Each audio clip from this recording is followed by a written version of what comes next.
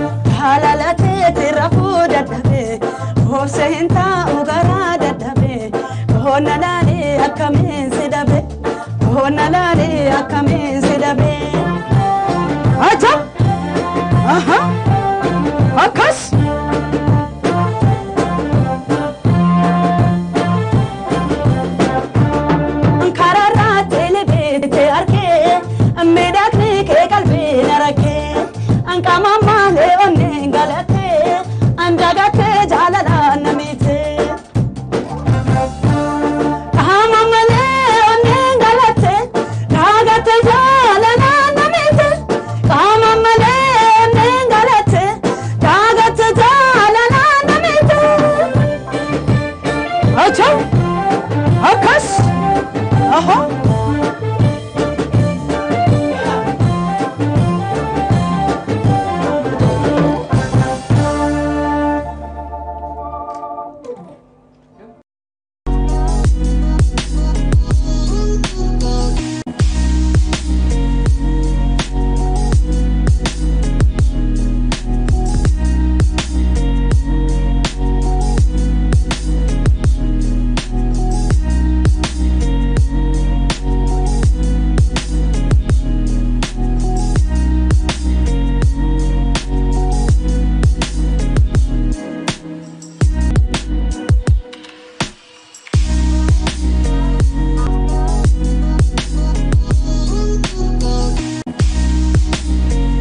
Kadoo akkam nagaa. Hayyee jirtu akkam maatii waatiin alaamanni sa'anamni.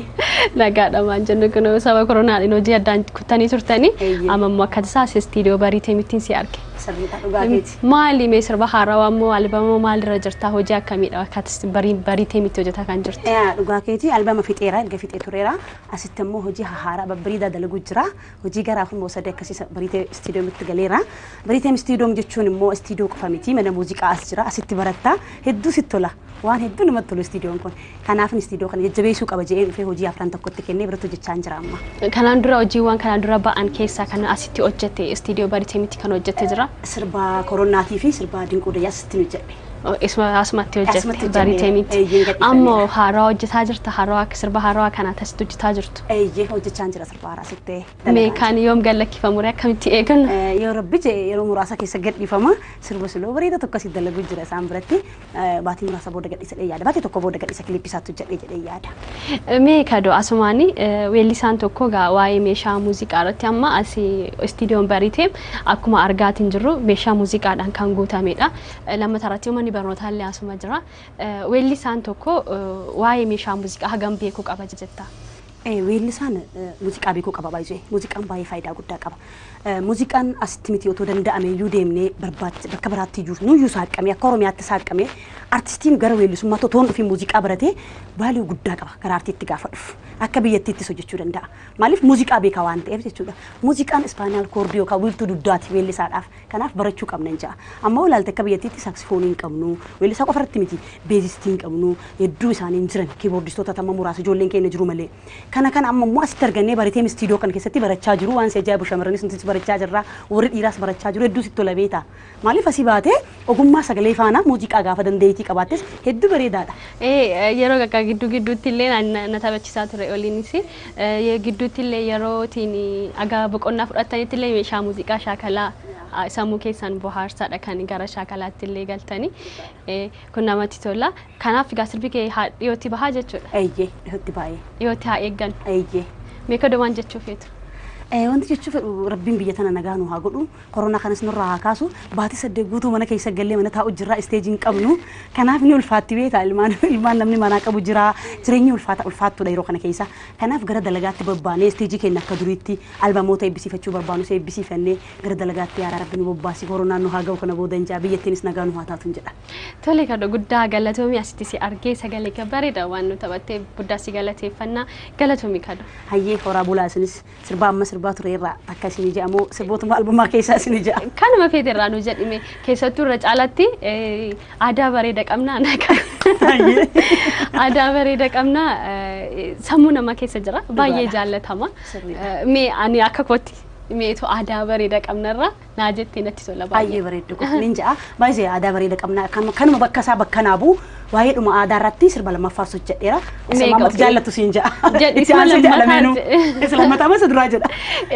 Mee saharaa akkuma aadaa bareeda qabnaadha jettee sumarraan hojjedhe. Aadaa ta'ennahoo bareedduu aadaa ta'ennahoo kan duraan baddee dhookatte kunoo nu galte waraanaaf wantee qabatte aadaa ta'ennahoo alaagaadhaan furguugamte aadaa ta'ennahoo allayyaatti ukkaamamte aadaa ta'ennahoo arraa allayyaa dhaabate aadaa ta'ennahoo saba koo fuulletti baate aadaa ta'ennahoo boonsituu faajjii ummata aadaa ta'ennahoo mallattoo wabii dhaloota aadaa ta'ennahoo malkaa fi tulluutti bahee aadaa ta'ennahoo oromoon si ulfeeffata aadaa ta'ennahoo bareedduu aadaa ta'ennahoo tan duraan baddee dhookatte kunoo nu galte waraanaaf wantee qabatte daawwataan alaa haa dhufee daawwatu barachuuf hawwee yoo gaggaafatu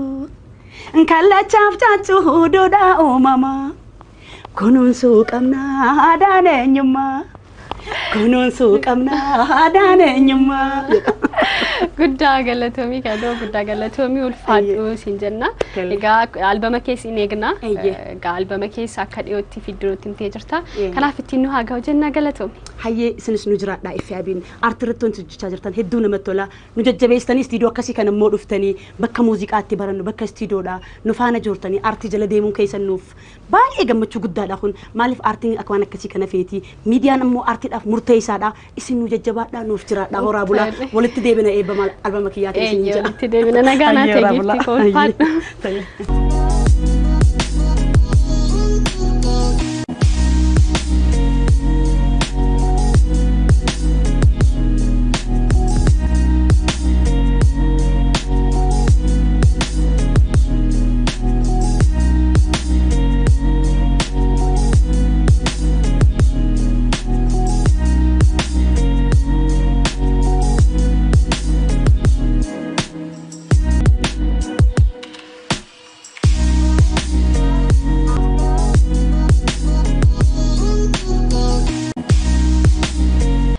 daawwattoota qophii simboo aartii gaa baandiin bariitee migaa haala kanaan muuziqaalee hedduu taphachuudhaan gaa nu bohaarsanidha kan isaan jiranii abbaa hundeessaa mana kanaa immoo bariitee istiidiyoo waliin immoo turtii taasisna olii dhaabasaa waliin turtii taasisna oliin immoo haala kamiin mana kana ijaaree baandii kana haala kamiin akka isaan immoo hundeessuu danda'anii ilma isaa xiqqicha immoo haala kamiin akka inni gara muuziqaatti fidee barsiisutti akka inni jiruu fi qindeessaa muuziqaa bareeda godhe akka inni baasee gaa olii waliin turtii taasisna ammallee turtii keenya akkuma cufettidha kan inni jiru nu waliin tura.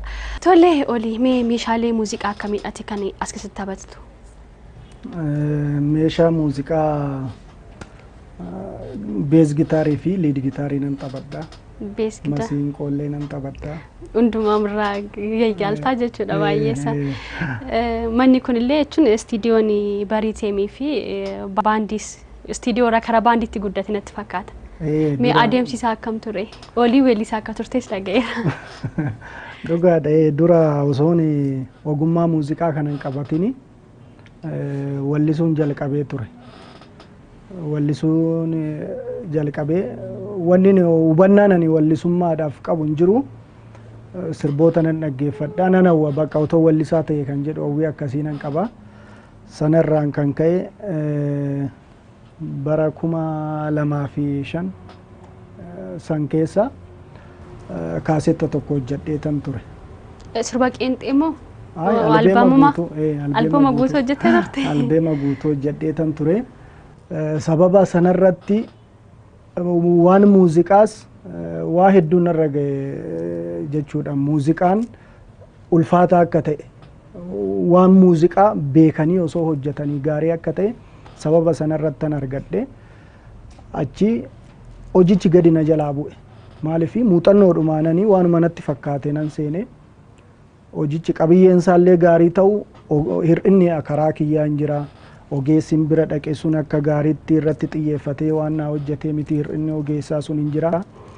Sana booda hojii sana baasee CD'dhaan taasiseetan CD'dhaan ba'ee laga irreechaan fuudhee deeme gurguruudhaaf irreecha akka tasaa irreecharra oolee irreecharra dhaqee hojii sana poostarri isaan bareedaa qabiyyeen yoomi laata jedha mata dureen isaa waan sun kan guutummaan albaamichitti waamamu albeemni sun yoomi laataadha. Namni bakka namni irreessa dhufee walanqate bitateetu magalee bitateetu kaasete CD 1,000 geesse CD 1,000 sana finneet poostara birrii 10,000tti gurguruutti kaane booda kaasetichi dhume jechuudha. Kaasetichi dhume. Ani yeroo sana namni yoo akkasitti bitatu yoo namni akkasitti irratti wal caccabsee bitatu san ana keessa kiyyatti saalfii wayii natti dhaga'ama ture. Maaliif hir'ina muuziqichi qabu amma tokko waan hin hubadheef.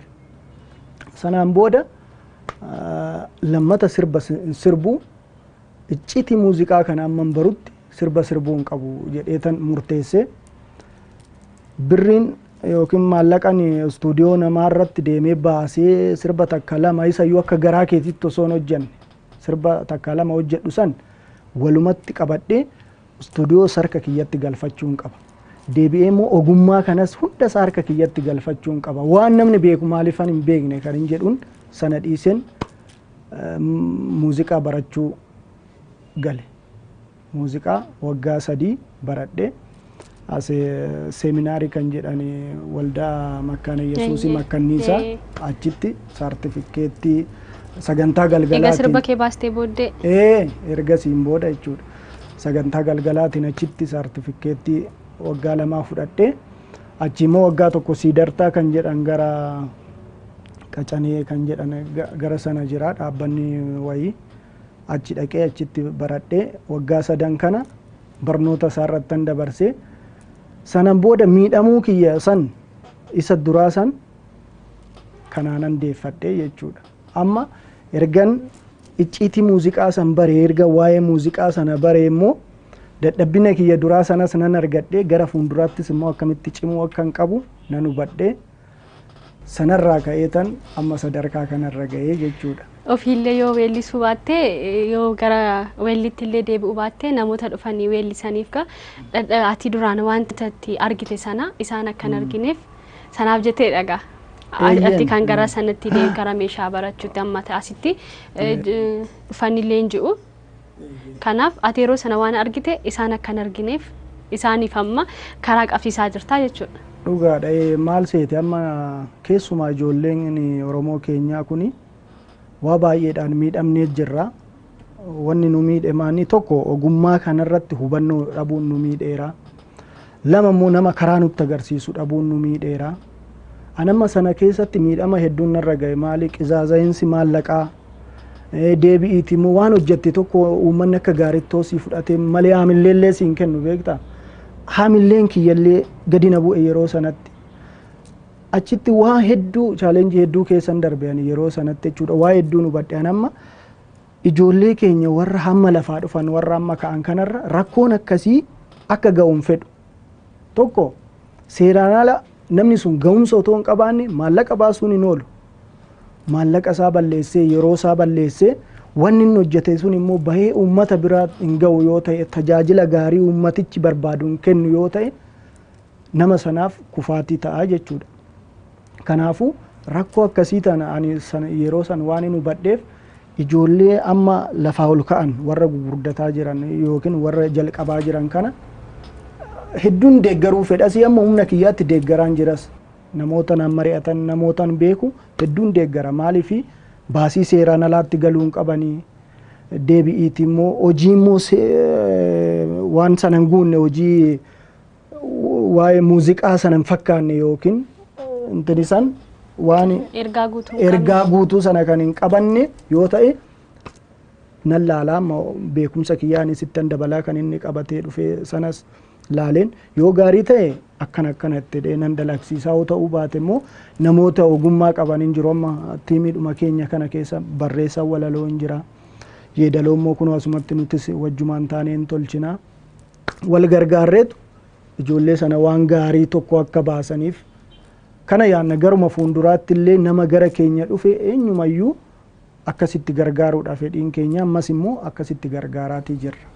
Mee olii yeroo baay'ee gaa namoonni gara aartiitti dhufan maaliif iddootti barnoota baratan rakkatu tokko mana muuziqaa kanumatti baratan gaa Yaareed qofaadha kan jira jedhamu kanaaf namni baay'een hin rakkatu iddootti barannu hin qabnu afaaniin illee afaan keenyaan iddootti barannu hin qabnu jedhanii meeshaa muuziqaa barachuuf otoo fedhii guddaa qabaatanii bakka itti baratan dhabu asimmoo istiidiyoo kanatti immoo muuziqaa sagalee shaakaluu sagalee galuutiin alatti mana kanatti muuziqaa qindeessuun alatti meeshaalee muuziqaallee barsiistaa mana barnootaallee qabda.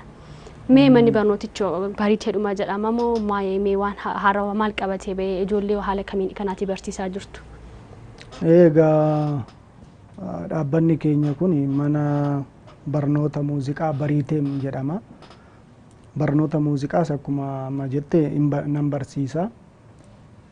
Waan tajaajila biroos asitti ilaanna rakkinni guddaan nurra jiru amma ogummaadhuma keenya kanaa kuffisaa kan dhufe maa inni namni fedhiin qaba amma namni hedduun fedhiin qaba barachuudhaaf garuu bakka itti baratu hin argatu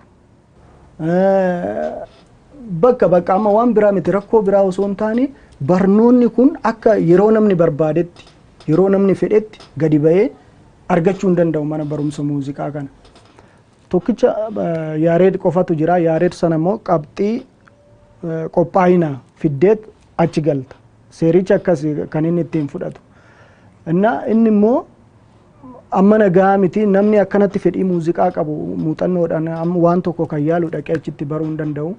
Sababa kanaan kan ka'e dadhabbii guddaa yookiin immoo rakkoo guddaatu nurra jira jechuudha. Wallisaan illee akka gaariitti waan hubannaa tokko sagaleedhaan wallisuun ala hubannaa meeshaa muuziqaa tokko waan tokko qabachuu hin danda'u. Maaliif fedhullee bakka itti baratu waan hin qabneef. Kuni baay'ee rakkoo artii keenya irrattis yookiin muuziqaa keenya irrattis rakkoo guddaa kan ta'e kana ani immoo amma hin danda'etti egaa rakkoo tana amma tokko nan salphisa yookiin nan hir'isa jedhee waan hin argadhe sana asitti immoo nama fedhii qabu barachuu nama dhufeef qoodatan jira. Amma asitti baandiillee hin qabnaa baandii bariiteen asitti baandiidhaan shaakalchiisuu jalqabne amma gara fuulduraatti hojiitti bahuudhaaf qophiirra jirra. Ijoollee dandeettii sagalee qaban asitti nan leenjisaa, vookaalii nan hojjechiisaa, baandiidhaan baandii guutuu faana akkamitti akka shaakaluu qaban sirba tokko akkasumaan tuttuqanii darbuu otoo hin taane qulleessanii akkamitti sirbuu akka qaban isa kana asitti shaakalchiisaa jirra. Egaa deeggarsa hedduu godhaatii jirra jechuudha. Anis fedhiin kiyya maalinni maallaqa argachuu qofa osoo hin ta'in beekumsa nama na fakkaatu nama na wajjiniin dhaabbatee artii Oromoo guddisuudhaaf fedhii qabuuf amman qabu hiree kan hin qabne immoo walumaanuu deemnee dabalannee artii keenya kana akkuma artii biraatti artii warreen biraatti ol kaasuu jajjabeessuudha fedhiidhaan ani qabu. Kanaaf egaa tattaaffii kanarra jirra. Egaa mana muuziqaatti baratanis baandiinis asuma jira qindeessummaa muuziqaas illee asuma baritee istiidiyoo kanatti kan inni hojjetamu. Yeroo baay'ee egaa istiidiyoo tokko yeroo ilaaltu sagalee galuuf yookaan meeshaa muuziqaa biraadhaaf mana biraatti ergamta. Meeshaa muuziqaa wayiidhaaf immoo ammallee istiidiyoo biraatti ergamta. Mana kanatti garuu guutuu natti fakkaata. Hunduu guutuudha.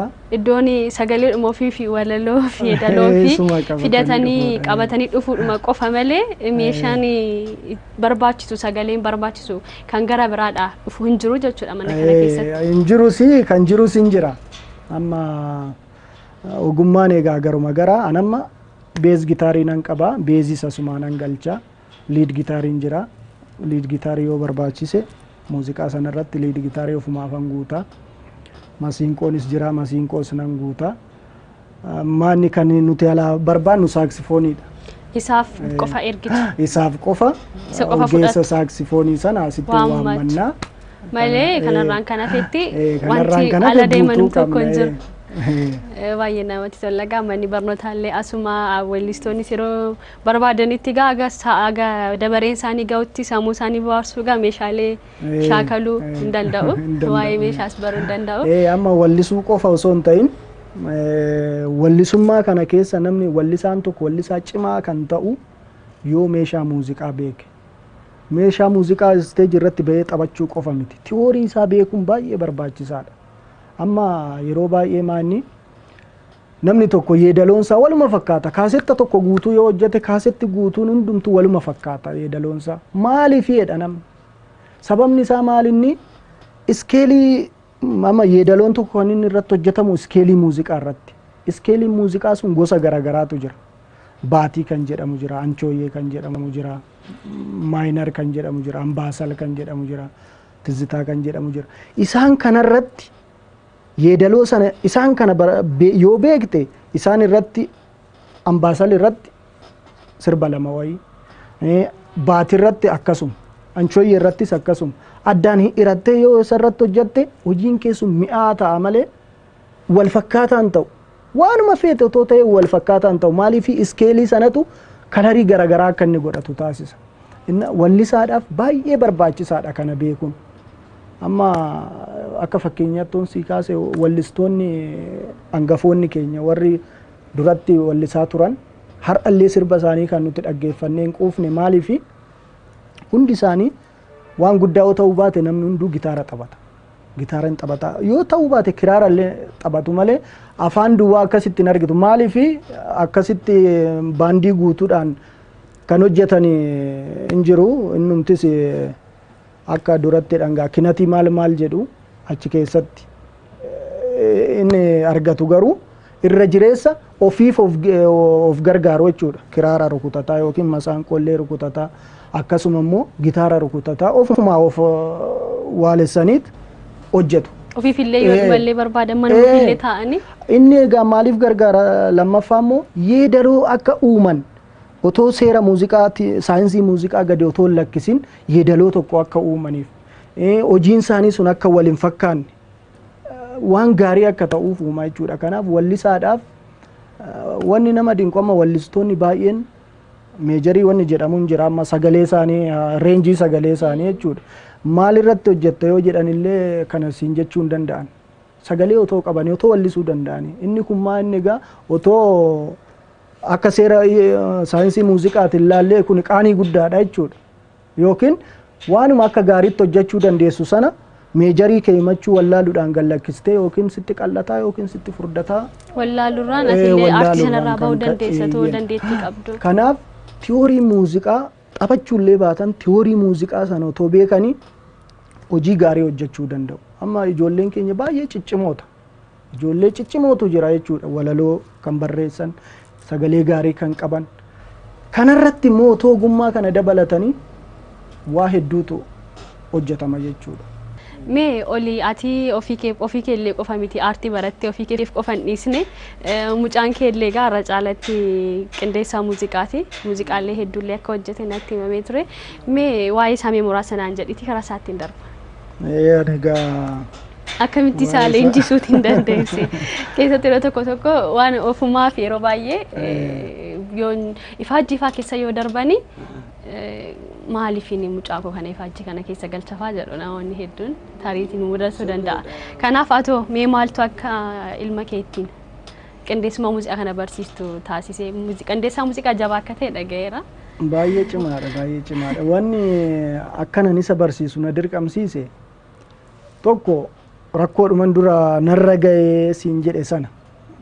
Kanaaf waan hundumaa harka kiyya fidachuun qabaa kanin siin jedhe sun innis qaama kiyya keessaa tokko waan ta'eef sababa kanaatiin lammata immoo akkuma dura siin jedhe artiin Oromoo gama muuziqaa kanaan yookiin gama taphataa meeshaatiin hir'ina guddaatu nurra jira.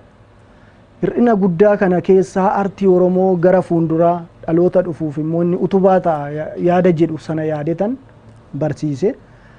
Innis immoo jalqabuma daa'imummaa isaatii waggaa 3 waggaa 2 ta'e charchiitu jira naannaa keenya waldaa Pirootestaantii. Achi dhaqee hin dhaggeeffata yennaa isaan kiiboordii kana tuttuqaniin argaa in jaalata bakka dhufeetu muka walitti hidhee maal godheeti ishii tolfatee akkanatti harkaantumaa oola. Fedhii isaa akka ta'e sanarratti nan hubadhe.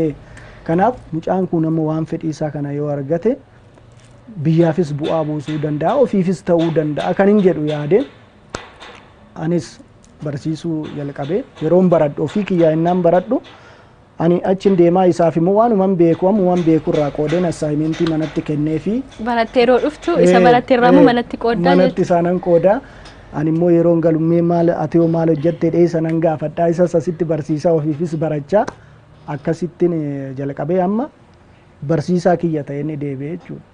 Maaliif kun fakkeessuudhaaf osoo hin taane kanuma argamu amma baandii keenya keessatti kiiboordistiin keenya isa istuudiyoo kana keessatti anama waan takka akkana teoorii isaan beeka malee seera isaan beeka malee keessumaa kiiboordii kii lama tuqeeto meeloodii tokko sii taphachuu hin danda'u. Innaa qindeessaa cimaadha. Sirboota ajaa'ibaa qindeessaa jira.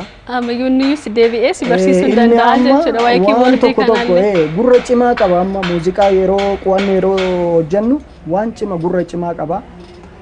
Wal naallola bakka kanatti dhaggeeffadhu akkana miti laayiniin kun akkana miti ishi akkami maal kamire yoo hin jedheen dhaggeeffate laayinii naa baasa kana laayiniin kun jedha na qabsiisa waa hedduu immoo na hubachiisa jechuudha.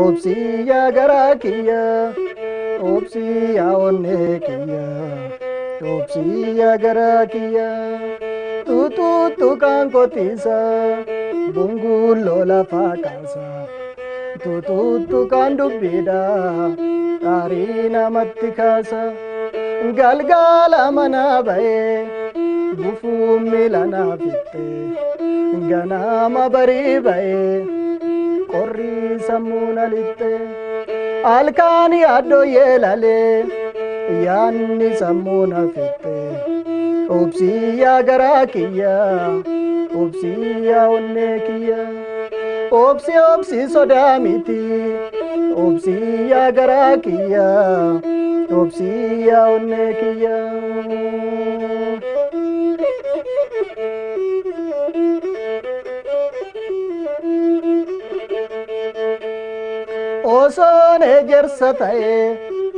osoon ejersa ta'ee tulluurra malee margu gootaaf malee buqqa'u osuuman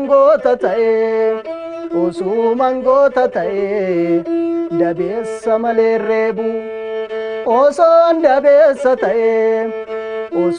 dabeessa ta'ee manaayyuu gadin ba'u namnu maqaa koonna'u obsii yaa garaa kiyya obsii yaa garaa kiyya obsii yaa onnee kiyya obsii obsan bulu obsii yaa garaa kiyya obsii yaa onnee kiyya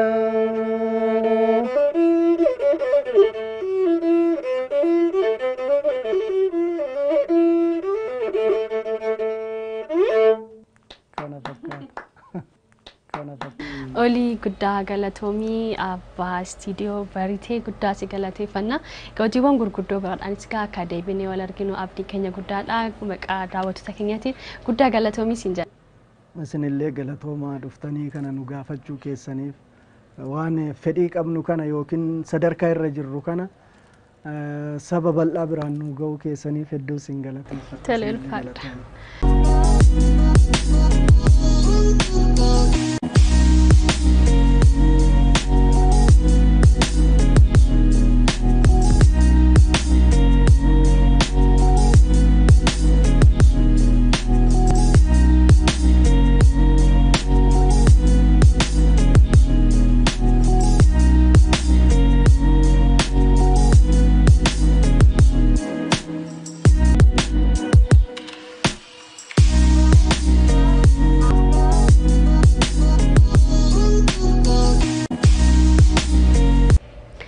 Daawwattoota keenya egaa qophii simboo aartii keenyaan akka bohaaraa bashannanaa jirtan abdiin keenya guddaadha.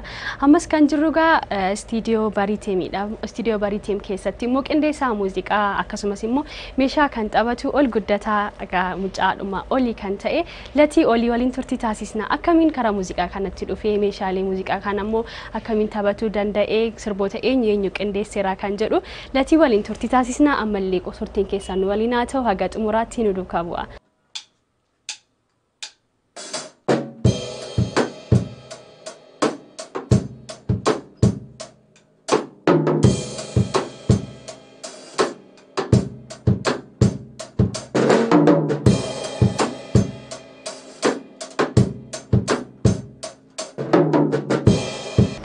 Tole latii baandii kana keessatti yookiin immoo istiidiyoo kana keessatti gaheen hojii kee maalidha? Maali meeshaa akkamidha kanatti taphattu?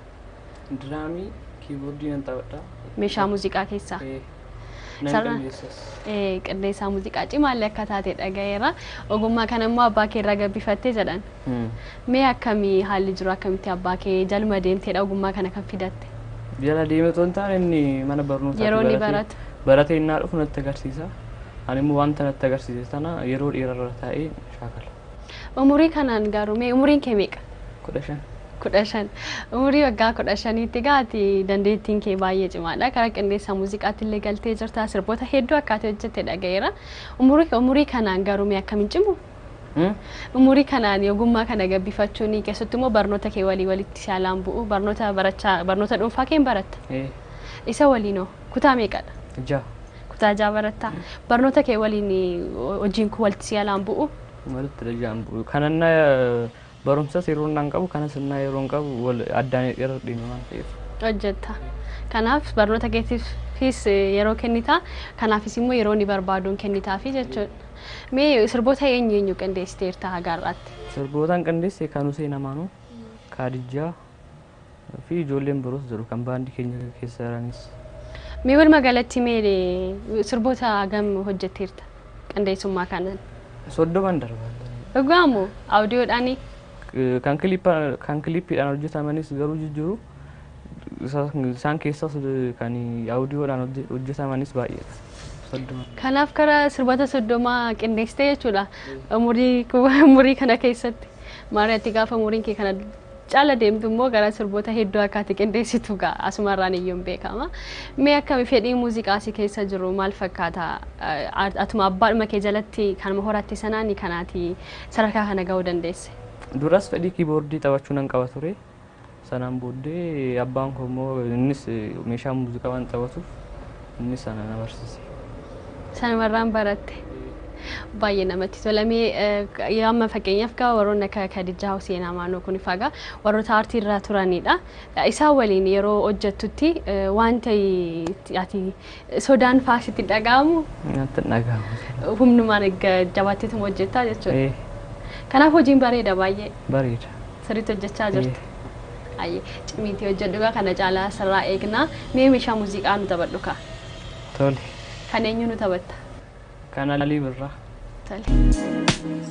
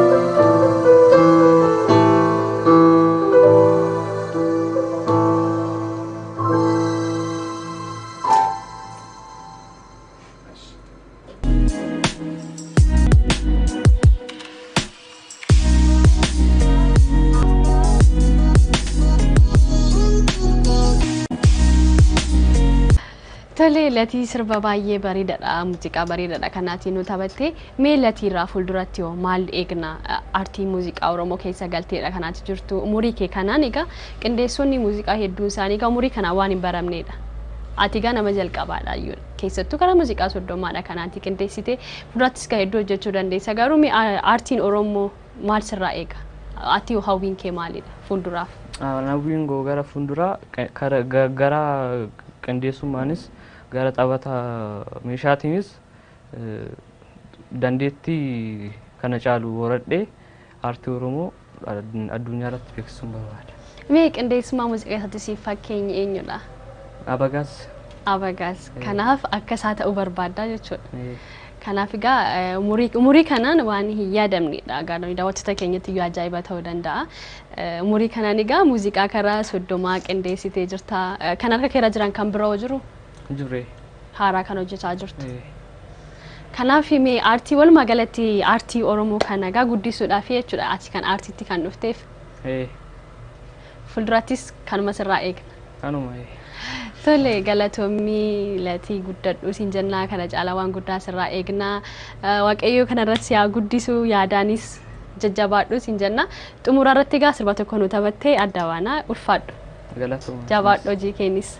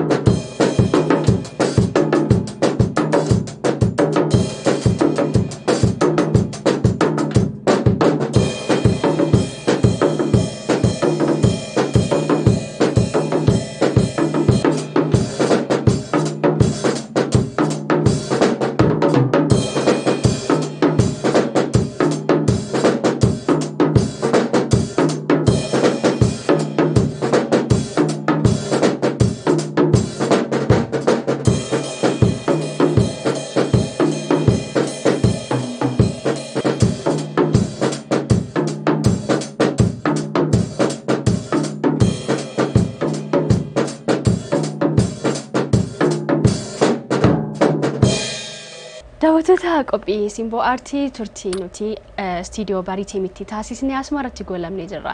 Egaa turtii keenyatti barnoota gaarii akkasumas immoo akka bashannantan muuziqaalee isaaniidhaan akka bohaartan keessattuu immoo dandeettii latiitiin akkasiin hedduu ajaa'ibsiifatan egaa abdiin keenya guddaadha. Torban qophii biraadhaan akkasumas keessuma biraadhaan walitti deebina. Torban haga wal arginutti kan isin waliin ture ani Daraartuu Nagaash gamoo ogummaa kaameraatiin Toomaas Ingidaana waliin ture. Torban walitti deebina. Torbeen kan nagaa isiniif haa ta'u nagaatti.